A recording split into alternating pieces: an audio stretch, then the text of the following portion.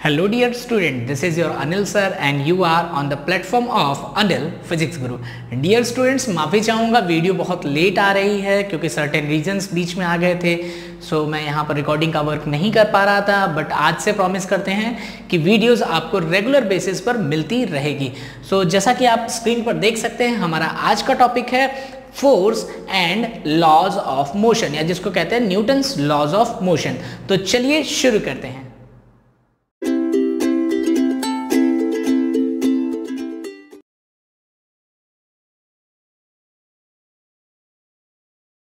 देख लेते हैं कि ये फोर्स है क्या। एक्चुअल में फोर्स इज अ पुश और pull that can change the motion और that can change the rest of an object. यानी कि एक फोर्स जो कि अप्लाई होगा किसी भी ऑब्जेक्ट पर, तो वो क्या करेगा, वो उसके मोशन में चेंज कर सकता है, उसकी स्टेट ऑफ रेस्ट में चेंज कर सकता है, उसके डायरेक्शन में चेंज कर सकता है, या उसमें होने वाले डिफरेंट शेप साइज के चेंजेस को इफेक्ट कर सकता है। यानी फोर्स इज अ पुश और पुल। क्या है ये? एक तरह से पुश और पुल है जो कि क्या कर सकता है, ऑब्जेक्ट के स्टेट में चेंजेस ला सकता है। और ये स्टेट कैसे होंगे चेंजेस? जैसे इट कैन चेंज मोशन।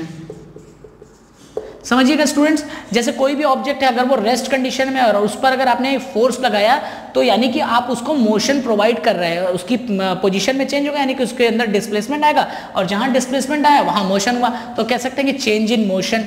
अगला हम कह सकते हैं कि change in rest, change in rest. अब समझिए, अगर कोई ऑब्जेक्ट है वो कि स्टेबल कंडीशन में है, जैसे ये ऑब्जेक्ट हो गया, ये स्टेबल कंडीशन में है, और अगर मैं इस पर फोर्स लगाऊंगा तभी इसकी रेस्ट कंडीशन चेंज होगी। यानी कि फोर्स क्या कर सकता है, किसी भी ऑब्जेक्ट के रेस्ट कंडीशन को चेंज कर सकता है। एक और देख लेते हैं, change in speed, change in speed. समझिएगा बच्चों, अगर कोई ऑब्जेक्ट है वो 10 मीटर पर सेकेंड या 15 मीटर पर सेकेंड की स्पीड से जा रहा है, और अगर आप उस पर फोर्स और लगा दें या फिर उसके अपोजिट डायरेक्शन में फोर्स लगा दें, सपोज दैट कोई व्हीकल या कोई साइकिल चला रहा है, वो सामने से आ रहा है, और आप क्या करें, उसको और तेजी से पुश कर दें आगे की डायरेक्शन में, या फिर उसके अपोजिट डायरेक्शन में आप उसको पुश कर दें, तो होगा क्या कि जो ऑब्जेक्ट है उसकी स्पीड में चेंज हो जाएगा। या तो स्पीड इंक्रीज कर जाएगी या तो स्पीड डिक्रीज कर जाएगी। तो ये क्या होगा, फोर्स एक क्या है, पुश और पुल है, जो कि क्या कर सकता है, चेंज इन स्पीड भी कर सकता है। एक और है जो कि है चेंज इन डायरेक्शन की बात कर लेते हैं।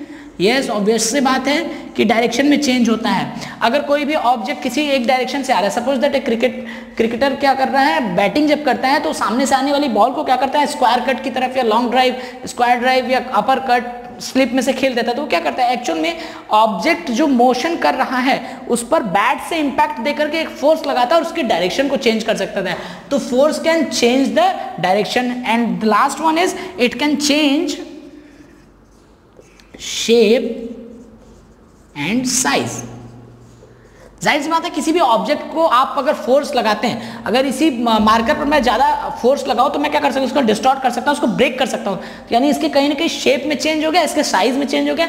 तो फोर्स ये चारों चीज़ों, पांचों चीज़ों के लिए रिस्पॉन्सिबल है। फोर्स एक पुश और पुल है जो कि क्या करता है, ऑब्जेक्ट के स्टेट में, state of rest, state of motion, उसकी स्पीड में, उसके डायरेक्शन में, या फिर उसके शेप और साइज में चेंजेस ला सकता है। चलिए देखते हैं टाइप्स ऑफ फोर्सेस। तो डियर स्टूडेंट्स, जो मैकेनिक्स में आपको पढ़ना है वो आपको पढ़ना है टाइप्स ऑफ फोर्सेस, और वो भी इस बेसिस पे कि बैलेंस फोर्सेस और अनबैलेंस फोर्सेस। तो समझिएगा बैलेंस फोर्सेस की क्या बात है। अगर कोई दो तरह के फोर्सेस जो कि अपोजिट डायरेक्शन में लग रहे हैं और उनका नेट फोर्स क्या है, जीरो है, दो फोर्सेस सेम क्वालिटी के, या उनका रिजल्टेंट नेट फोर्स क्या होगा, जीरो होगा, तो ये ऑब्जेक्ट में किसी भी तरह का चेंज नहीं लाएंगे, यानी कि उनके कंडीशन ऑफ रेस्ट, मोशन या डायरेक्शन में चेंज नहीं कर पाएंगे। सपोज दैट टू फोर्सेस, एक फोर्स F1 है जो कि इस डायरेक्शन में लग रहा है, एक फोर्स F2 है जो कि अपोजिट डायरेक्शन में लग रहा है, और सपोज दैट F1 और F2 इक्वल है, F1 इक्वल टू F2, तो यानी इनका जो नेट रिजल्टेंट फोर्स होगा Fn जो होगा वो क्या होगा, जीरो होगा। क्यों? क्योंकि Fn क्या होता है, F2 माइनस F1 या F1 माइनस F2। तो जो नेट रिजल्टेंट फोर्स होगा वो इस ऑब्जेक्ट पर, इस ब्लॉक पर जीरो होगा। तो ऑब्जेक्ट अगर रेस्ट में है तो रेस्ट में ही रहेगा, मोशन में है तो मोशन में ही रहेगा, डायरेक्शन में है तो डायरेक्शन में कोई चेंजेस नहीं होंगे। यानी इन तीनों कंडीशन में ओवरऑल देखा जाए तो इन तीनों कंडीशन में चेंजेस नहीं होंगे। और अनबैलेंस फोर्स की बात करते हैं तो अनबैलेंस फोर्स में एक ही डायरेक्शन में लगे चाहे अपोजिट डायरेक्शन में लगे, ओवरऑल क्या है कि इनका जो नेट फोर्स है जो Fn है वो डज नॉट इक्वल टू 0 होना चाहिए। यानी कि ऐसे फोर्सेस किसी ऑब्जेक्ट पर अगर ढेर सारे फोर्सेस वर्क कर रहे हो और उनका नेट फोर्स रिजल्टेंट फोर्स क्या हो 0 नहीं हो, तो ऐसे फोर्स क्या करेंगे, किसी भी ऑब्जेक्ट में मोशन क्रिएट करेंगे या फिर मोशन में चेंजेस को परफॉर्म करेंगे। यानी कि resultant force not 0 unbalance force, resultant force 0 balance force. Students ये तो हो गया मैकेनिक्स के बेसिस पर बैलेंस और अनबैलेंस फोर्सेस की बात करते हैं। लेकिन इस यूनिवर्स में 4 तरह के जनरल फोर्सेस पाए जाते हैं। एक होता है ग्रेविटेशनल फोर्स, दूसरा होता है इलेक्ट्रोमैग्नेटिक फोर्स, तीसरा होता है वीक न्यूक्लियर फोर्स और चौथा strong nuclear forces. Gravitational force actual में इस यूनिवर्स में किसी भी दो ऑब्जेक्ट के बीच लगने वाला एक अट्रैक्टिव फोर्स होता है। सपोज दैट अगर कोई ऑब्जेक्ट m1 है और ऑब्जेक्ट m2 है, अगर वो दोनों एक सर्टेन डिस्टेंस r पर रखे हुए हों तो इनके बीच जो लगने वाला फोर्स होगा ग्रेविटेशनल फोर्स वो F होगा capital G m1 m2 upon r square. तो ये हो गया आपका ग्रेविटेशनल फोर्स। ग्रेविटेशनल फोर्स हमेशा अट्रैक्शनल फोर्स ही होता है, अट्रैक्शनल फोर्स होता है। सेकंड आपका हो गया इलेक्ट्रोमैग्नेटिक फोर्स। अब समझिएगा इलेक्ट्रोमैग्नेटिक फोर्स किसी भी यूनिवर्स में दो चार्जेस के बीच लगने वाला फोर्स क्या होता है, इलेक्ट्रोमैग्नेटिक फोर्स। इसका फॉर्मूला होता है 1/4 pi epsilon not q1 q2 upon r square. ये भी हम आगे की क्लासेस में डिस्कस करेंगे।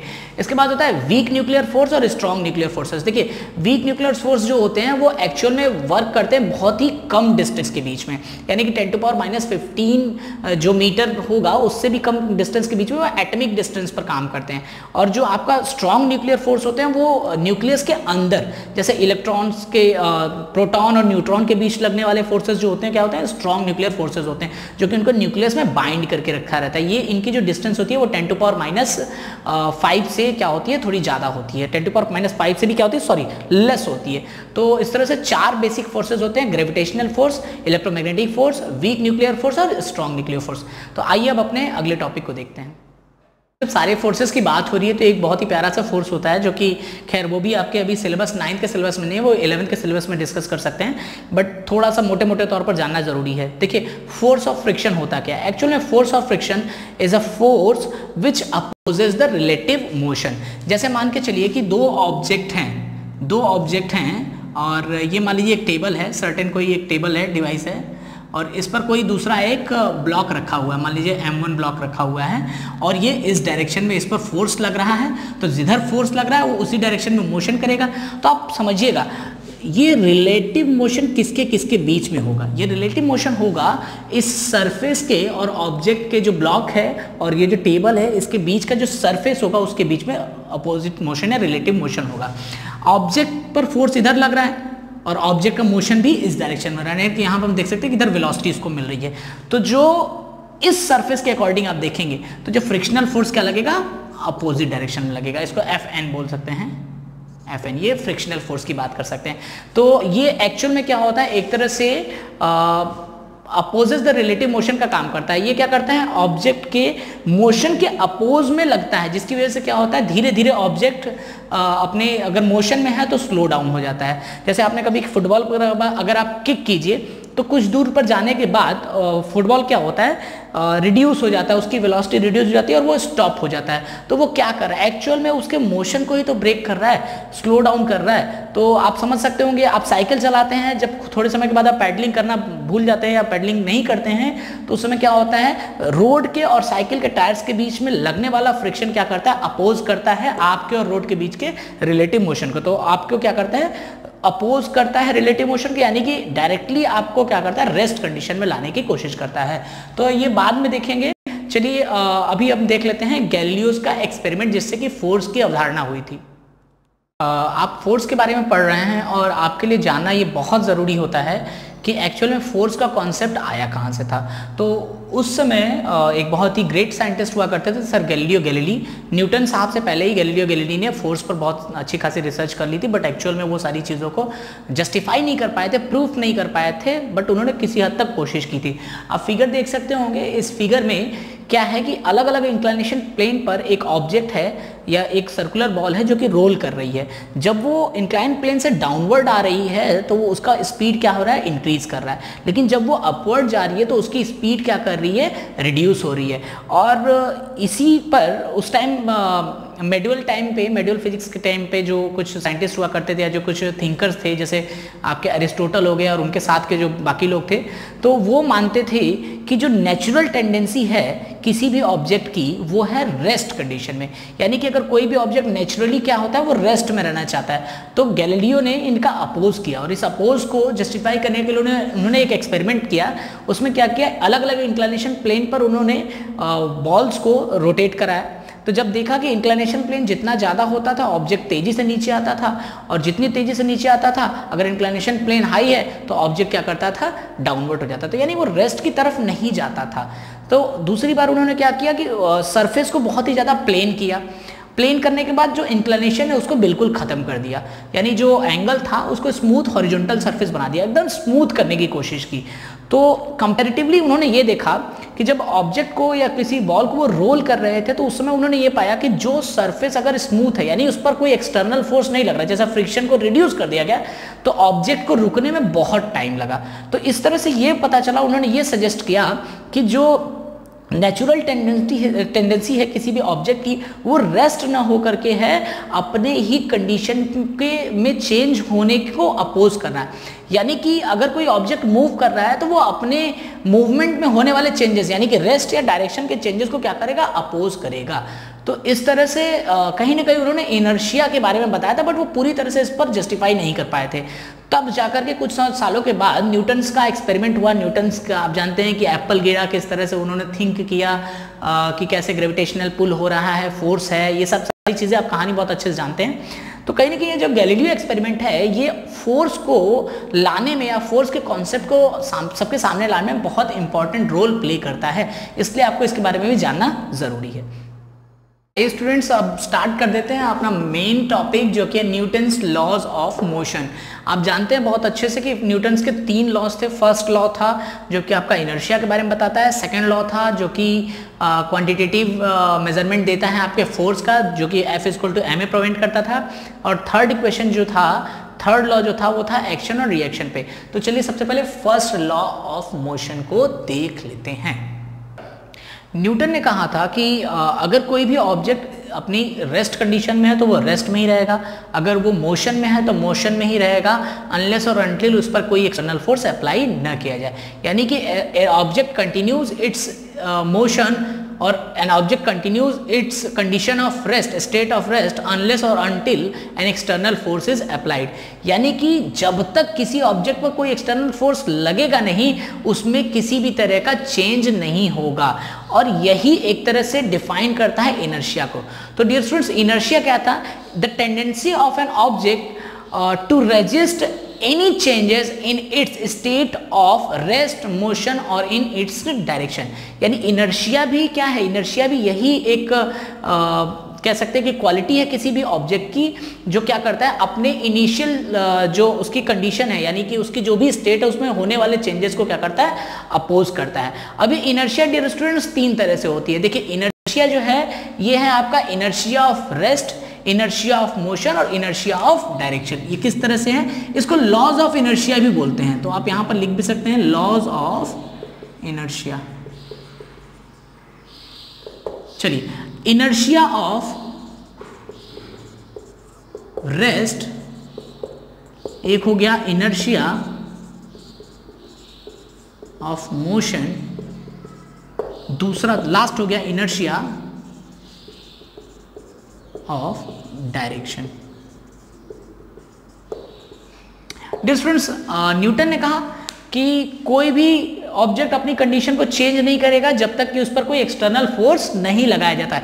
यानी वो बात कर रहे हैं कि अनबैलेंस्ड फोर्स की, जब तक अनबैलेंस्ड फोर्स नहीं लगेगा उसकी स्टेट में कोई चेंज नहीं होगा। ऐसा नहीं है कि ऑब्जेक्ट रेस्ट में है तो वो रेस्ट में ही रहेगा। उन्होंने बताया कि जब तक कोई एक्सटर्नल फोर्स नहीं लगेगा तभी तक वो रेस्ट में रहेगा। और ये टेंडेंसी जो होती है यही तो इनर्शिया कहलाती है। अपनी पोजीशन को होल्ड करके रखना, अपनी आदत को बना करके रखना भी क्या होती है, हमारी इनर्शिया होती है। अगर हम अपनी हैबिट में चेंज नहीं लाते हैं तो वो हमारा इनर्शिया बन जाता है। तो चलिए देख लेते हैं इनर्शिया ऑफ रेस्ट क्या है, इनर्शिया ऑफ मोशन क्या है, इनर्शिया ऑफ डायरेक्शन क्या है।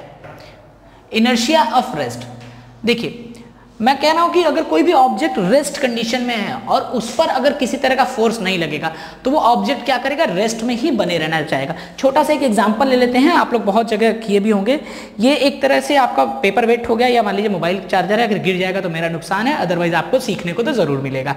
अब चलिए ये यहाँ पर है, अगर मैं इतनी तेजी से इसको खींचता हूं और अपने फोर्स को इस पर अप्लाई ना होने दे तो ये ऑब्जेक्ट यहीं पर रहेगा। चलिए ध्यान से देखिएगा, देखिए जैसे ही मैंने एक फोर्स लगाया, मैंने इस फोर्स को इस क्लॉथ पर लगाया था, न कि इस पर अप्लाई किया था। तो जब फोर्स इस पर लगा ही नहीं, यानी कि अनबैलेंस फोर्स लगा ही नहीं, तो इसकी रेस्ट कंडीशन चेंज ही नहीं हुई। हम क्या करते हैं हमेशा इस चीज के बारे में समझने के लिए, देखिए कभी कभी आप क्या करते हैं, बस में बैठे रहते हैं और सडनली बस का ड्राइवर बस को आगे बढ़ा देता है। तो होता क्या है, हमारा जो लोअर बॉडी का हिस्सा होता है वो बस की सीट से कनेक्टेड होता है, तो वो ऑब्जेक्ट के साथ, बस के साथ मूव कर जाता है। लेकिन हमारा अपर बॉडी का पार्ट क्या होता है, वो तो रेस्ट में होता है।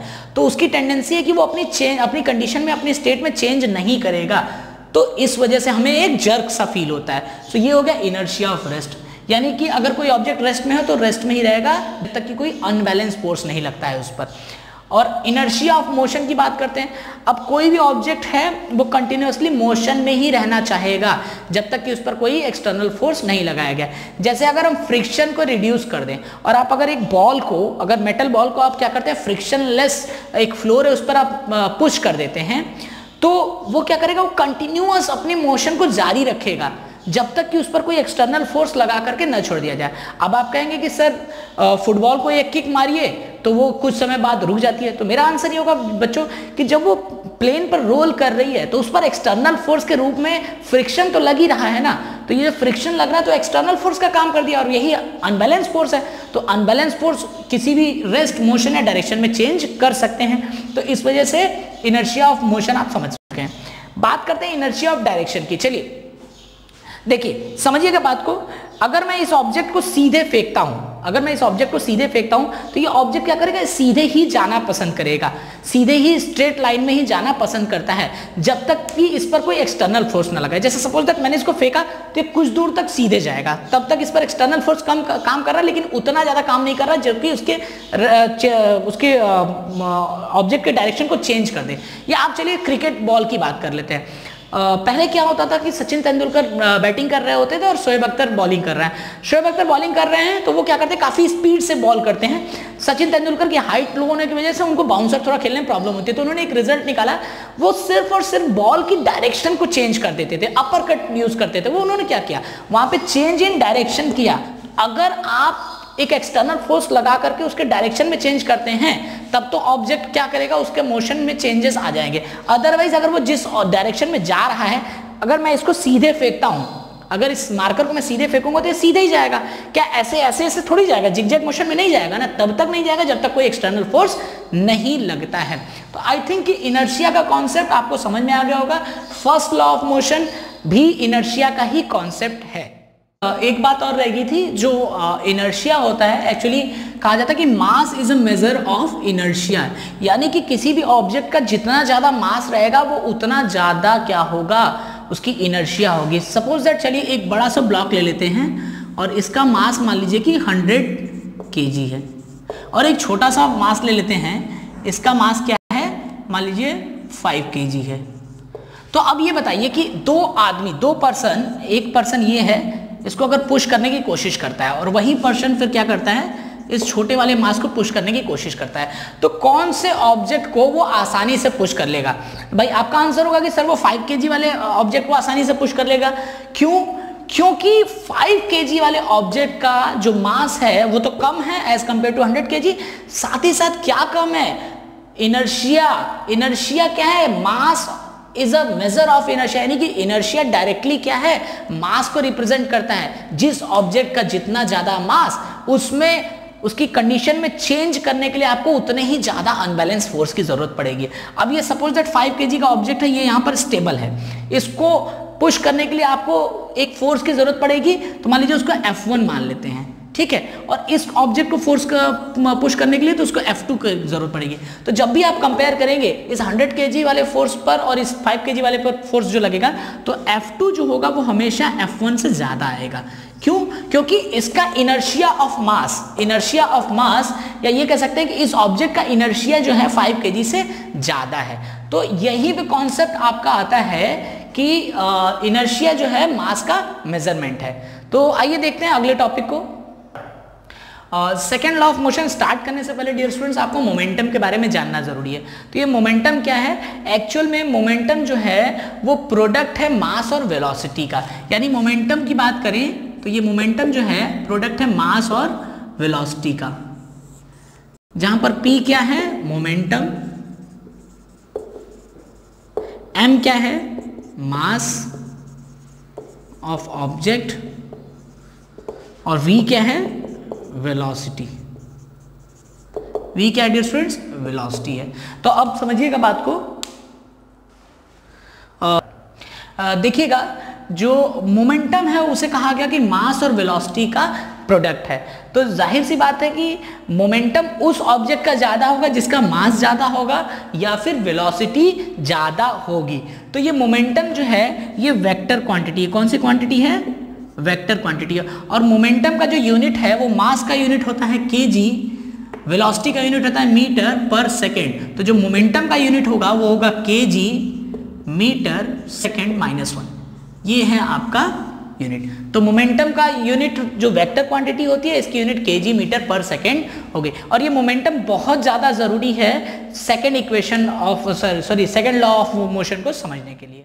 बात कर लेते हैं Newton second law of motion की। तो Newton second law of motion की जो थ्योरी है या उसकी जो डेफिनेशन है वो कुछ इस तरह से है कि जो फोर्स होता है वो होता है rate of change of momentum के इक्वल। यानी कि कोई भी ऑब्जेक्ट अगर इनिशियल मोमेंटम उसका अगर P1 ले लेते हैं और फाइनल मोमेंटम उसका P2 ले लेते हैं, तो जो rate of change of momentum होगा वो रिप्रेजेंट करेगा अनबैलेंस फोर्स को। यानी कि कह सकते हैं force is equal to rate of change in momentum। तो समझिएगा डियर स्टूडेंट्स, बात करते हैं अगर एक ऑब्जेक्ट है जिसका इनिशियल जो वेलोसिटी है वो मान लेते हैं u वेलोसिटी से पहले वो मूव कर रहा था, ठीक, और उसका मास क्या है? m है। अब कुछ समय बाद एक अप्लाई इस पर क्या किया गया? एक फोर्स अप्लाई किया गया जो कि F अप्लाई किया गया। कुछ समय बाद यही ऑब्जेक्ट दूसरे डिस्टेंस पर चला गया, मास तो उसका सेम रहेगा बट इस टाइम वेलोसिटी इसकी क्या हो जाएगी डियर स्टूडेंट्स? v हो जाएगी। अब देखो ये फोर्स कितना है, यानी कि ये अनबैलेंस फोर्स है तभी तो इसके वेलोसिटी में चेंज किया। तो ये अनबैलेंस फोर्स कितना है? वो rate of change of momentum के इक्वल होता है। अब चेंज इन मोमेंटम क्या है? यानी अगर इनिशियल की बात करेंगे तो इनिशियल वेलोसिटी थी, ये फाइनल वेलोसिटी थी। तो इनिशियल वेलोसिटी पर जो मोमेंटम होगा वो P1 होगा मास इनटू वेलोसिटी यानी कि u। अब फाइनल क्या होगा? P2 जो होगा वो होगा mass into final velocity v। Change in momentum, तो देखिए फोर्स क्या है? चेंज इन मोमेंटम, तो यानी हम कह सकते हैं कि P2 minus P1 upon T। Rate की बात करना, rate with respect to time हो गया, तो P2 माइनस P1 वैल्यू रख देते हैं। चलिए P2 की वैल्यू रख देते हैं mv माइनस mu, P1 की वैल्यू रख दिया mu upon T। m common ले सकते हैं प्यारे बच्चों, बिल्कुल ले सकते हैं। m हमने कॉमन ले लिया, m कॉमन ले लिया तो v minus u upon T हो गया। कहीं ना कहीं ये जाना पहचाना इक्वेशन मिल रहा है कि नहीं मिल रहा है? बिल्कुल मिल रहा है। एक्सेलरेशन का इक्वेशन क्या था? ये एक्सेलरेशन का इक्वेशन था v minus you upon T. First equation of motion जो आपने फर्स्ट चैप्टर में पढ़ा था उसी का है। तो ये v माइनस यू की जगह अगर हम a कह दें तो ये तो कहीं ना कहीं हो जाएगा m into a।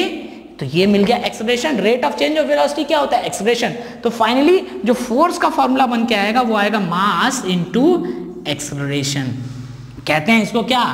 Mass multiply by acceleration. तो इस तरह से ये जो सेकंड लॉ है ये आपका क्वांटिटेटिव जो फॉर्मूला है, क्वांटिटेटिव फॉर्मूला फोर्स का वो देता है। अब यहां से फोर्स की एक नई डेफिनेशन भी मिल गई कि force is a product of mass to the velocity. अब बात कर लेते हैं कि इस फोर्स की यूनिट क्या होगी अकॉर्डिंग टू दिस। अच्छा, चलिए डियर स्टूडेंट्स, ये बताइए जो फोर्स है वो डिपेंड करता है मास पर, तो मास की यूनिट होती है केजी, बिल्कुल सही। एक्सेलरेशन यानी मीटर पर सेकेंड स्क्वायर होता है, तो ये हो गया मीटर पर सेकेंड स्क्वायर। कहीं ना कहीं इसको केजी मीटर सेकेंड के पावर -2 इस तरह से लिख सकते हैं। और यही चीज ये ओवरऑल इसी को, क्योंकि न्यूटन साहब ने फोर्स पर सबसे ज्यादा रिसर्च की, फोर्स के बारे में लॉज दिए, तो एक डेडिकेट किया जाता है कि हाँ उन्हीं को डिवोट कर दिया गया कि चलिए इनका जो पूरा यूनिट है इसको हम एक न्यूटन का टर्म दे दें। तो फोर्स की एसआई यूनिट क्या होगी? एसआई यूनिट क्या हो गई? हो गई न्यूटन। क्या हो गई? फोर्स की एसआई यूनिट हो गई न्यूटन। देखिए तो एसआई यूनिट फोर्स की होगी न्यूटन। आइए डियर स्टूडेंट्स देख लेते हैं कि सीजीएस, ये तो एसआई यूनिट होगी, ये एमकेएस में होगी। किस में होगी? एमकेएस, स्टैंडर्ड इंटरनेशनल यूनिट क्या है? एमकेएस है। अब अगर सीजीएस की बात कर लेते हैं तो बहुत इंपॉर्टेंट है कि पूछता है कि न्यूटन की सीजीएस यूनिट क्या है, तो सीजीएस यूनिट होती है डाइन। डियर स्टूडेंट, भूत प्रेत वाली डायन नहीं, ये डायन की बात कर रहे हैं हम लोग। और ये जो डायन होता है वो एक्चुअल में 1 न्यूटन इक्वल टू 10⁵ डायन्स, यानी कि 1 न्यूटन में 10⁵ डायन्स होते हैं। अब ये डायन्स क्या है? डायन की बात करें तो ये सीजीएस यूनिट है। कौन सी यूनिट है? सीजीएस, यानी कि सेंटीमीटर, ग्राम और सेकंड की। इसको अगर प्रूफ करने के लिए भी आपसे पूछता है तो आप आसानी से प्रूफ कर सकते हैं। देखिए यूनिट से ले लेते हैं केजी मीटर पर सेकंड स्क्वायर, और ये क्या होगा? सेंटीमीटर। अगर देख लीजिए बात करते हैं, ये हो गया केजी मीटर पर सेकंड स्क्वायर, न्यूटन की बात कर लेते हैं। और इधर डाइन की बात कर लेते हैं, तो डाइन होता है सीजीएस यूनिट में, यानी सेंटीमीटर, सॉरी ये ग्राम की बात करें, ग्राम, सेंटीमीटर और सेकेंड स्क्वायर। तो सेकेंड स्क्वायर कहीं ना कहीं कैंसिल कर देते हैं। देखिए 1 ग्राम में कितने केजी होते हैं? 1 ग्राम में कितने केजी होते हैं? तो हम कहते हैं, या फिर 1 केजी की बात कर लेते हैं, 1 ग्राम में कितने किलोग्राम होते हैं? तो 10⁻³ केजी होता है।